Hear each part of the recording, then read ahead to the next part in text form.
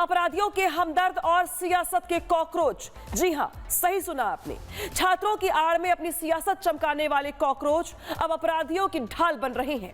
दिल्ली में हिंसा फैलाने के आरोप में जेल में बंद हजारों अपराधियों को रिहा करवाने के लिए अभिजीत दीपके और उसकी पार्टी फिर से आंदोलन की धमकी दे रही है। इस धमकी के मायने क्या है, इनसाइड स्टोरी क्या है, दिखाते हैं आपको इस स्पेशल रिपोर्ट में।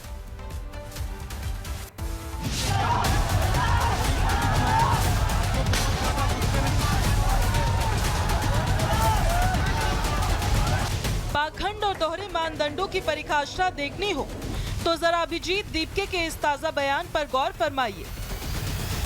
अगर पुलिस की तरफ से छात्रों को परेशान करने का सिलसिला जारी रहा तो कॉकरोच जनता पार्टी जल्द ही एक बड़े और शांतिपूर्ण आंदोलन के जरिए इसका जवाब देगी। इसके साथ ही उन्होंने कहा कि सरकार को छात्रों को टारगेट करना और उनका उत्पीड़न करना बंद करना चाहिए। एक तरफ तो जनाब कानून व्यवस्था और छात्रों के अधिकारों की दुहाई देते थकते नहीं, लेकिन दूसरी ही सांस में हत्यारों, बलात्कारियों और डकैतों के बचाव में खुलकर खड़े नजर आते हैं। सवाल ये है कि जो शख्स खुद संगीन अपराधियों की ढाल बनने से गुरेज ना करता हो, उसे अचानक मासूम छात्रों की चिंता कैसे सताने लगी है? क्या ये न्याय की रक्षा है या महज राजनीतिक रोटियां सेकने का एक और घटिया हथकंडा है?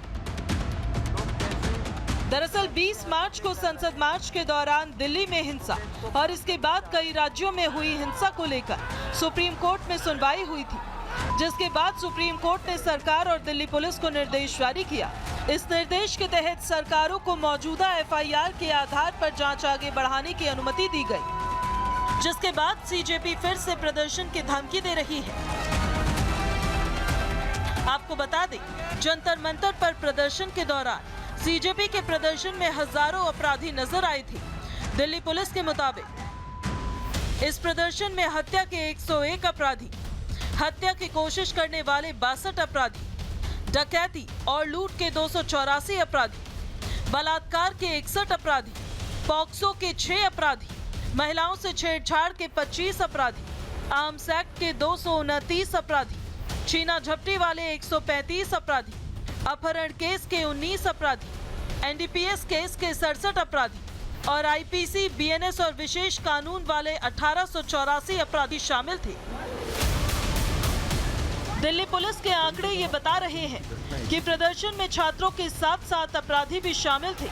ऐसे में सवाल उठ रहे हैं कि दीपके और उनकी पार्टी आखिर किसे बचाना चाहती है, छात्रों को या अपराधियों को?